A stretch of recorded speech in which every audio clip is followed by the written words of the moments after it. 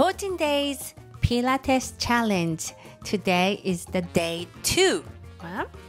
So today we're going to work with abdominals and then back extensor. In the first day, yesterday, we worked with mobilizing the spine and the pelvis and bringing them to the neutral position and working with the core. So the abdominals, I understand that you guys want to get rid of the fat and focusing on working a lot with abdominals, but what happened if you have a rounded back? So it's very important to work both front and back evenly. Okay. So lie down on the back. Working correctly with abdominals is very, very important because if you don't work properly, then you can hurt your lower back. Bring the right knee towards the chest and hold it. Lift the head, neck, and shoulder up. If you have a neck issue, you can keep the head on the floor. Pull the tummy in and then exhale to change. Okay, so inhale to change, exhale to reach. Okay. You can do about 20 times or at least 8 times. Keep the upper body stable. Keep pulling the tummy in.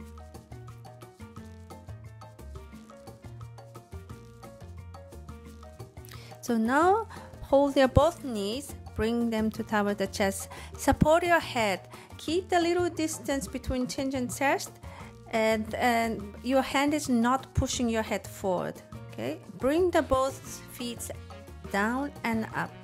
Exhale down, pulling the tummy in, inhale up. So I want you to keep watching a little bit your tummy and keep your belly in. Okay, when your tummy starts to push up, and then you need to stop because you need to keep your belly abdominals contracted. Lower back is not creating any excess curve. If that is too much for you, you can bring the only one foot down and after the other.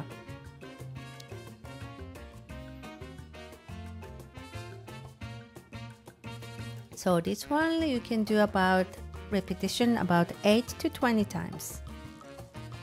Okay. Have a little distance between chin and chest. You're not lifting the lumbar. Okay. So many people tells me when I teach Pilates, I cannot do roll up. This is the roll up, down and then up. Okay. So if you use any momentum, you're not using the proper muscle. What's happened? You can hurt your lumbar. Okay. So it's very, very important to start basic with your pace, with a good control. Put your feet under something, under sofa or bed, or ask someone to hold it. Okay. Bend your knees because if you have a sway back and excess curve on the lumbar, it's very difficult to do that. So first we start with a bending our knees. With the exhaling, roll down and up. Okay, because once you inhale, you can loosen up your abdominals, and this is very difficult to get your abdominals again contracted. So in this time and at the beginning, we use the breathing, exhaling, breathing out to going down and up. How far you go down, it's up to you. I want you to keep the movement really controlled. Exhaling down, slightly touch the floor and then up. Your head stays just on top of your body. Relax. And then scooping the abdominals. As if someone is scooping the ice cream in your tummy with a big spoon when you roll down, and scoop to roll up.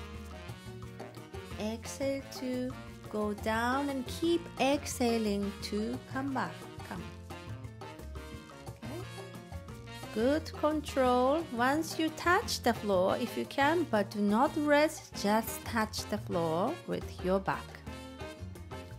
If you like to just go halfway down, that's absolutely fine. find your range, and you can make your range always a little bit bigger. If you continue like that, one day you will be able to do roll up. And you remind your shoulder to be relaxed.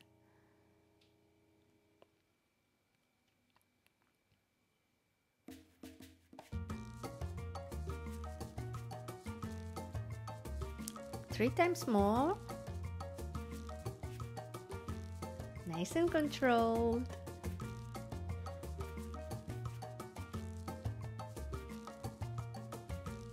Okay, next we're gonna add the oblique muscle. So keep the lower limbs and hips stable and twist to the right side and roll down with the same breathing. Breathing out, down and up. Turn to the left and down. Okay, both hips stay evenly on the floor. And exhale to scoop your tummy to go down and up. Shoulders are relaxed. So at the beginning of the rolling up, you can keep your feet under something to fix. That gives you more stability and control. If you like to hack something in between the legs, such as cushions or ball or book, that gives you maybe more control and easy to stabilize your lower limb.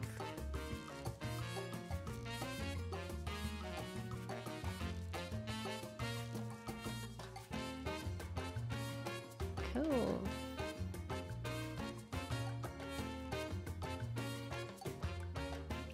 So make your body nice and beautiful. You need to work with the balance. So after working with the abdominals, the front part, we work on the back. And most people has the lower back curve, excess curve. So I'd like to work and focus more on upper back, okay? Because in the daily life, we use too much computer, using too much mobile phone. So upper back or 1/3 of the back is kind of rounded. Lie down on the back, on your tummy, and have your hands right next to your chest. Can you bring your arms closer to your body? As if you are holding the pencil under your arm, forehead down. So bring your head up and chest up. Imagine your clavicle, collarbone is growing to the side, reaching to the side. Pull slightly the belly button towards the lower back to protect the lower back. If you have an excess curve lower back or have discomfort, why don't you put a towel or a little cushion under your tummy?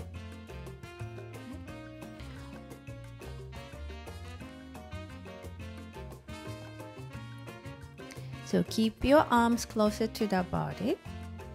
Your back of the neck is long, so you try not to create the wrinkles through the back of the neck. Okay? You probably feel like you cannot lift yourself that much, but that's okay. You try.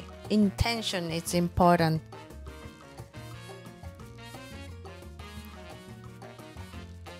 Okay, next is bring your hands right next to your face. Okay, so keep the hands right next to the ears, and then can you bring your shoulder blades downwards and squeeze?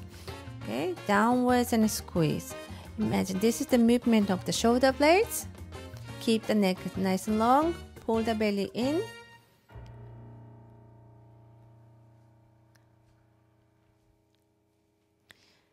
No wrinkle behind the neck. Keep the lumbar nice and long, pulling the tummy in.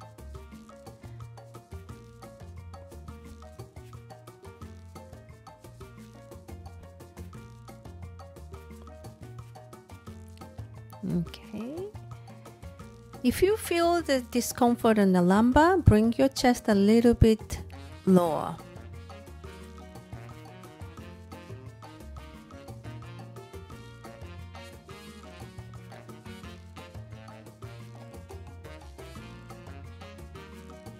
Now extend your arms. Let's rotate your arms from the upper arm, and then rotate out, and then rotate in. Okay, rotate out to open the chest, and then rotate in, rotate out, as if your arms is a long towel, and then you are squeezing, and roll up. So the movement does not come from only the elbows or wrist, come from the top arm, shoulder joint. Okay. You start to feel nice and warm when you move the muscles around the shoulder blade, right? Rotate and squeezing externally, open and close, rotate. So now I want you to keep your chest open, and palm of the hands is facing up. Now bring your hands up towards the ceiling, like a bouncing the ball. So you move your arms quite strongly, but try not to move your upper body up and down. You can do about 40 times.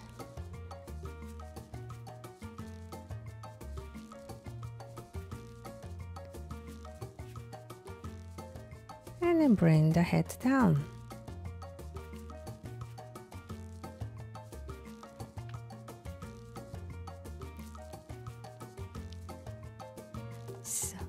So today, day 2, we worked with abdominals and an upper back. Always I teach my students, you need to work with balance, okay? Not focusing on one place too much to work. You want it to work front and back and both sides, from top to the head. Everything, so that you can bring your body into the perfect balance. Okay, so that's the 14 days program. Please follow me. See you tomorrow. Thank you.